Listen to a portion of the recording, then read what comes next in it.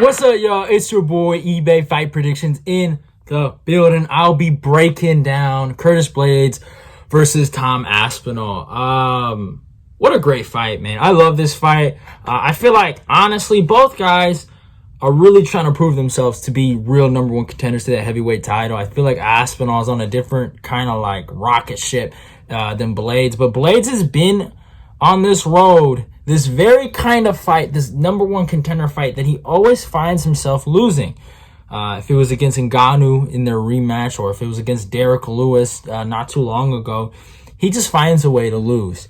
But I don't think he's fighting. I mean, I'm not saying Tom doesn't hit hard, but he's not fighting a crazy power puncher. If there ever was a time for Curtis to really, how do I say, grab that brass ring, you know, I think it's now. I just don't think he's gonna do it, and I kind of gave up. I kind of gave away my prediction.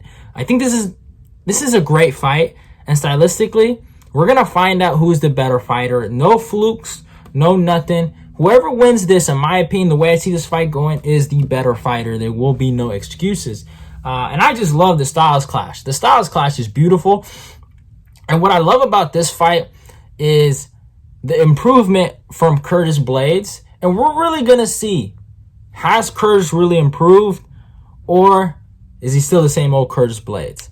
And also, are we going to see if Tom Aspinall is for real? So I think that's what I love about this fight the most. But in terms of the stats, if I go look at the rankings, they're both obviously ranked in the top 5 of the heavyweight division. So you already know that. But yeah, man, these guys, I'll probably say Curtis is ahead of him by a little bit. It's just my guess. Yeah, Curtis is number 4. Oh, Aspinall's number 6. I thought Aspinall was, okay. All right, so yeah, this is Aspinall's real moment to be in the top 5. I thought he was in the top 5, but I guess I was wrong. But I mean, on Topology, they got him ranked number 4 in the world, and they got Curtis ranked number 3. So they do think highly of him. They still got guys like Derek Lewis ahead of, I guess, ahead of Tom Aspinall, so that's interesting. And I like Derek, so no disrespect. But yeah, let's talk about the stats, man. Curtis comes with a record of 16-3, fights out of Chicago, age 31, a height of 6'4", and a reach of 80. So obviously, we're going to be talking about the reach, so that's something to look at. Tom Aspinall, 12-2, so that's something also to talk about. Age 29, a height of 6'5", so Tom is the taller guy, and a reach of 78. So what's interesting is the dynamic in this fight is that Tom is the taller guy, but Curtis has the longer arms, and the height might not be a big deal. They might look like the same height when they come down to stare downs. You know how it is sometimes with the height. You remember Anthony Smith was 6'4", fights John Jones, and John is taller than him, So obviously you never know. But the things I'm really looking at is the reach, the age, and the experience. Right? So the reach always comes into factor. It's the ability to touch first. It gives you a better chance of touching your opponent faster because you're longer, right? It's not because of the speed. It's because your punch is already there. Your arm's already there at the target because you're just a little longer. And it just helps. Having that reach advantage, I know it's kind of fucked up, but when you have reach, sometimes you don't really need kind of skill, like on the low. No disrespect, right? I mean, all long, skilled guys are pretty skilled, right? But, like, obviously the reach is a big part of their success. And Curtis Blaydes, man, did he ever use his reach in his last fight? We'll talk about that. But, yeah, man, it does come with a big factor. And the fact that Curtis has shown knockout power, and obviously he's a heavyweight. Every heavyweight hits hard. All right, that's just the division. You get touched in the right place, you will go down. So he does have that, and he looks like he has improved some of his striking going into this matchup. But I still would say Tom Aspinall is the better boxer out of the two and the better striker out of the two. He's been doing it longer, so yeah. But one thing that does go into Tom's favor is actually the experience, right? So he doesn't have more experience, but he doesn't have bad experience. And why I say that, I mean, Blaydes has more experience, right? But a lot of those, no, not a lot, but some of those are losses. Some of those are devastating KO losses. He's been knocked out so bad. And I don't want to say I told y'all so, but there was a guy named eBay Fight Predictions who was mocked by the whole MMA community that picked Mr. Derek Lewis to defeat Curtis Blaydes. And not only was I right, I was right with a dead body, because Curtis Blaydes, man, no disrespect, by the way. He's a good dude. I know some people think I hate him, but I have nothing against the guy, man. I never met the guy. How can I hate him? But yeah, he even said it himself. I'll leave it like this. All he remembers is diving for the takedown and then waking up in the ambulance. That should fucking tell you something, how bad and how hard Derek Lewis fucking hits. And Tom has never been through that. That's the kind of damage you take that can hurt you. And some people saw that knockout and they felt like that did something to Curtis's career. Now, I never agreed. I think Curtis was always going to be fine because he has the wrestling and he works with a great gym. He's athletic. Curtis is really athletic. He doesn't get enough credit for this. He's actually athletic. He's more of an athletic wrestler than a technical wrestler, if you know what I'm saying. And his athleticism and his wrestling will take him a long way, because there's not a lot of athletic and, heavy wrestling based wrestlers. No, not based wrestlers, based heavyweights in the division. So it took him a long way, and it saved his, in my opinion, his career. If he didn't have that, then yeah, he probably would get knocked out left and right. But he'll always have that in his back pocket. So it is what it is. But with the experience, Curtis, it's like give and take. He's fought more guys, but at the same time, he's been hurt more times than Tom. So damage-wise, when you think about the experience, I'm going to give it to Tom. Tom, he's elevated himself to the right place. He's fought his competition step by step. He's looked amazing damn near in every fight. I think you'd have to look at the Arlovsky fight to find some holes. But in my opinion, when it comes to the records, I'm going to give it to Tom, because Tom, he's fought great competition. He finished Volkov a lot faster than fucking Curtis did, and Curtis didn't even finish him. And he hasn't got hurt. Curtis was hurt bad, man. He was screaming. He was moaning. Like, he was unconscious. But yeah, man, it is what it is. And then the age, right? Obviously, Tom, younger guy, Curtis, not too old. Both guys going into their prime. I would say this is Curtis's prime. What we're seeing right now is the best version of Curtis. I think what I've seen from the Dawkins fight, he's improved. I always said, for me to be a believer in Curtis Blaydes, he has to improve.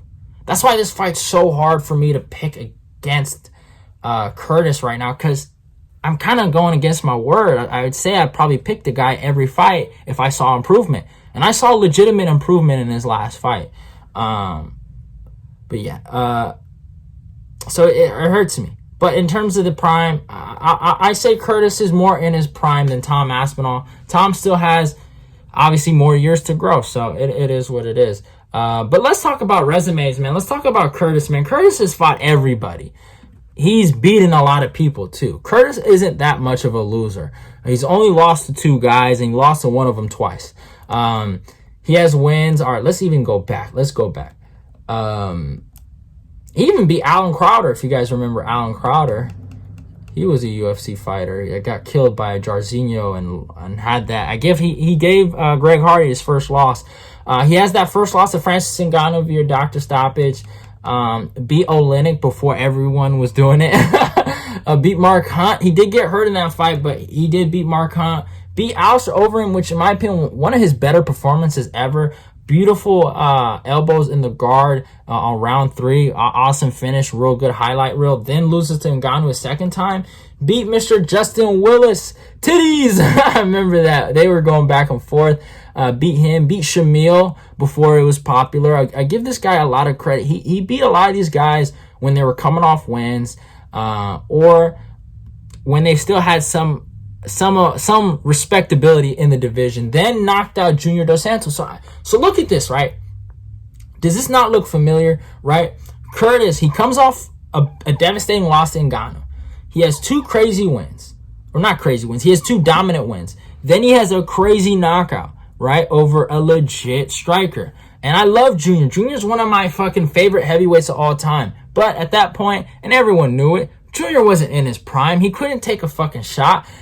Or a lot of people don't want to talk about it, but Junior, I think, stuffed damn near all of Curtis's takedowns, made Curtis go 0 for 8 on takedowns. I think it was 8 attempts.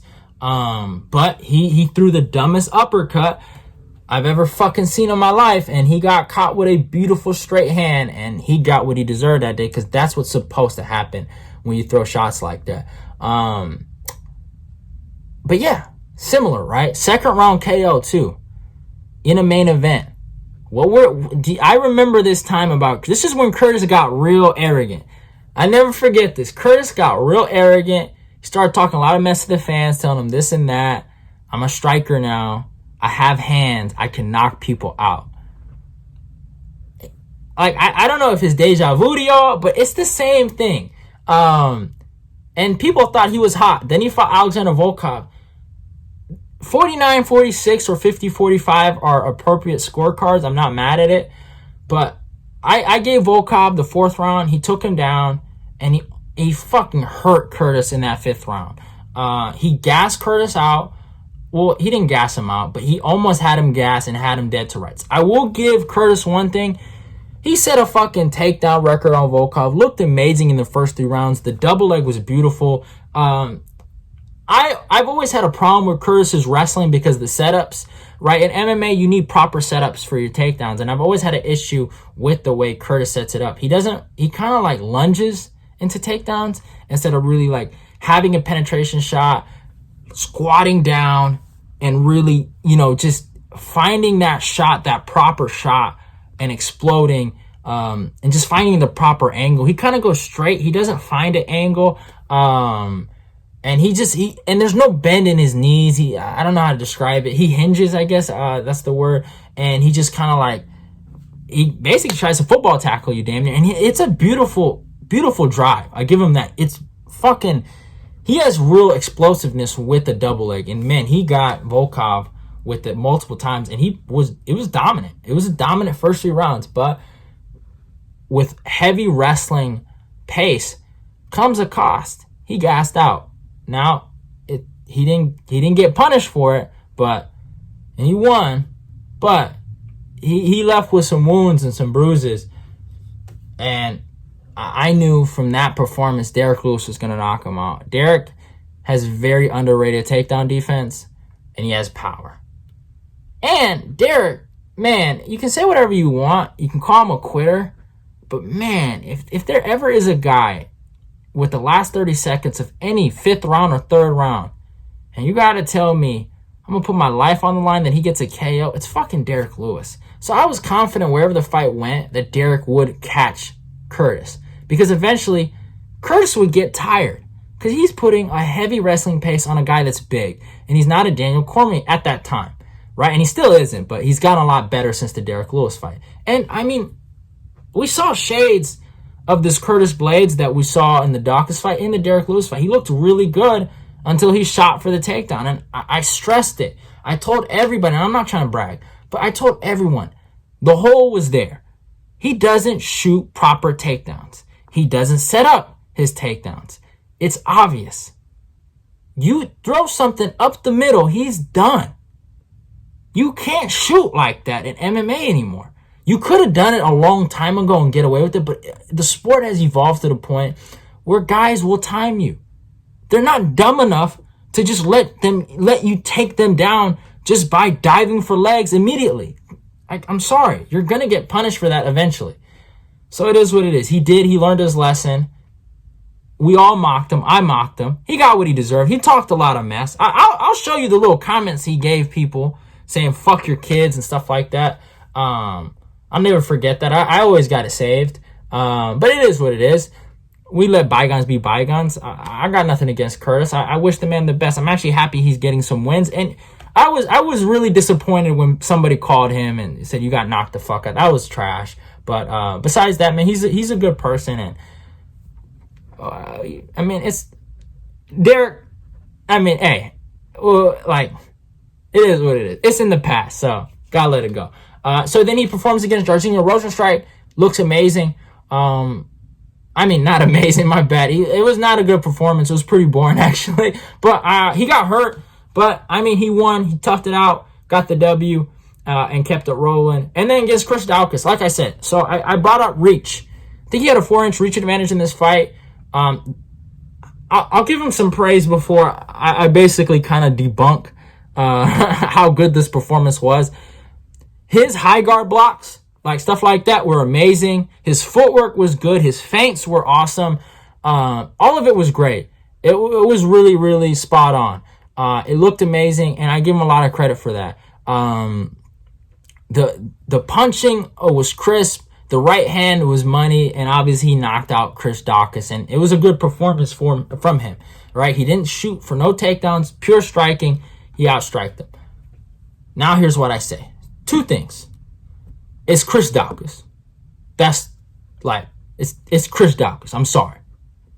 Like, that's all I have to say. Another thing is, same thing with Kumar Usman when he fought Jorge Masvidal the second time.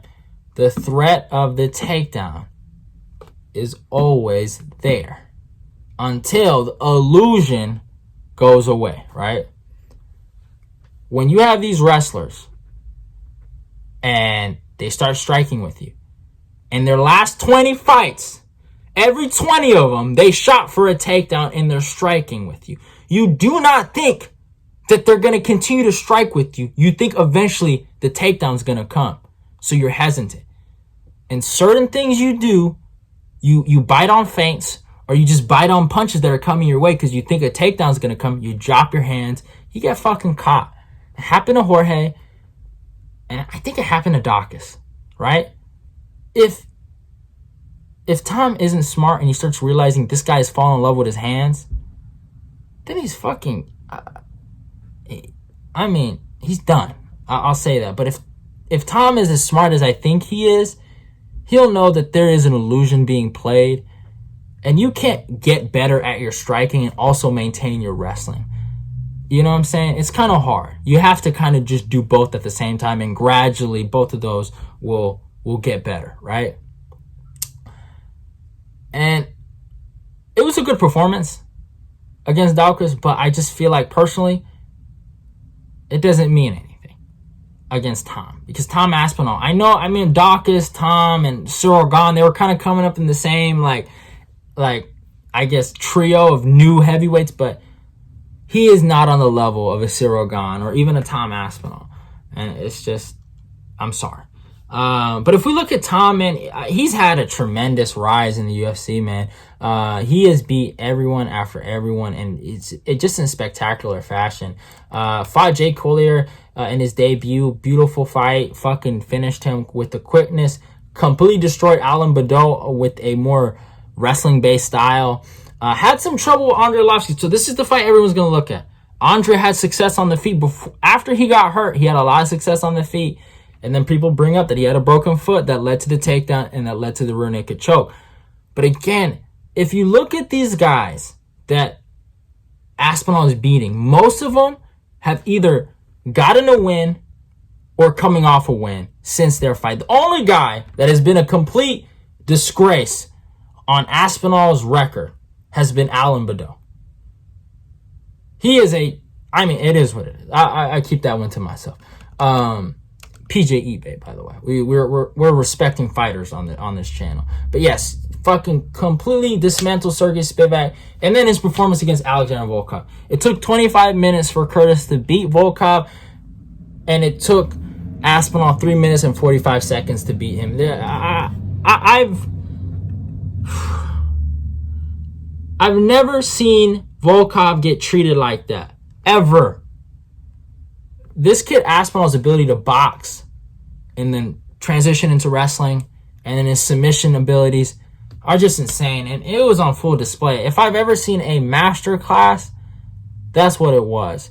He completely, I'm not even sure, I sound like a dick rider probably, but like, he completely, if you weren't fucking impressed, man, you just hate Tom Aspinall. But he surpassed everyone's expectations. I picked 4th round submission. I thought it was going to take some time for Aspinall to get on the ground with Volkov. Volkov doesn't have the greatest takedown defense, but he does have some type of takedown defense.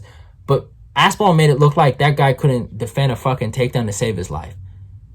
So I was in shock, and now we're here. I thought Aspinall was going to fight Tai Tuivasa, but he took the Curtis Blaydes fight, and I respect that.